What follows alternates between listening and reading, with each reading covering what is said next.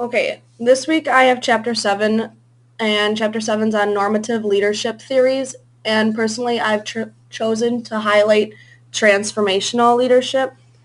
Transformational leadership is when the leader identifies a change that needs to be made, creates a vision, and executes the vision while working with other members of the group. When reading this section, I connected it to all the clinics that I put on throughout my years in 4-H to help youth in the county to become better showmen.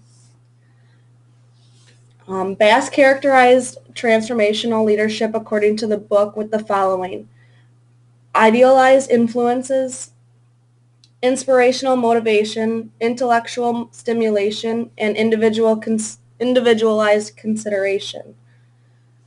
The first one is when a leader becomes a role model to their followers and puts these followers first. The leader also shares the same values and principles as those of the group. I thought that this tied in well with the fact that over my years in 4-H, I volunteered my time multiple times a year to help the youth of Winnebago County to gain knowledge and showing skills in and outside of the show ring. Many of the younger youth especially began to look up to me and would reach out to ask me for assistance throughout the year with their animal projects. All of us youth shared the same values and principles. Some of us just knew more and had more experience that we were able to share with the others. Inspirational motivation is when a leader arouses team spirit, is enthusiastic and optimistic, and helps their followers develop visions for their futures. I had a lot of the time I found myself having to be enthusiastic and optimistic at these clinics. A lot of the times the younger youth especially were shy and timid to engage into the clinics, so I had to encourage them and get them to see that they needed to reach out more and try new things.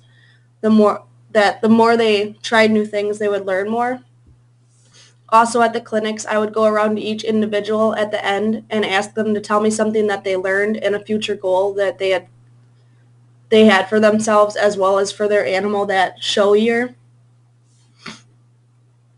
Intellectual motivation is encouraging followers to engage in question asking, also creating new approaches to old situations that did not work out.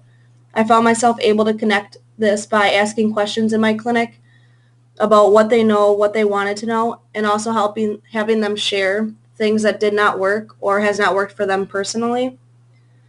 Also, when we would break down into smaller groups, I would work with the groups to fix things that have hindered their projects and showing in the past.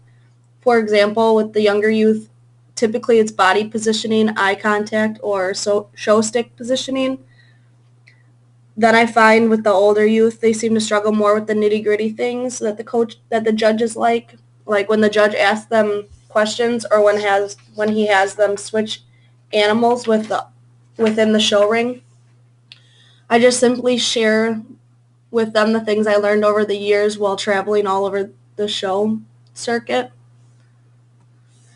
Individualized consideration is when a leader provides individualized help and support to their followers.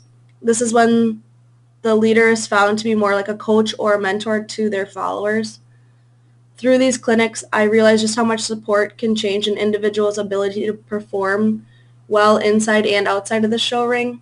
Also, I helped individuals with their own small things they need to work on and make sure that it worked for them personally and that they felt comfortable doing so.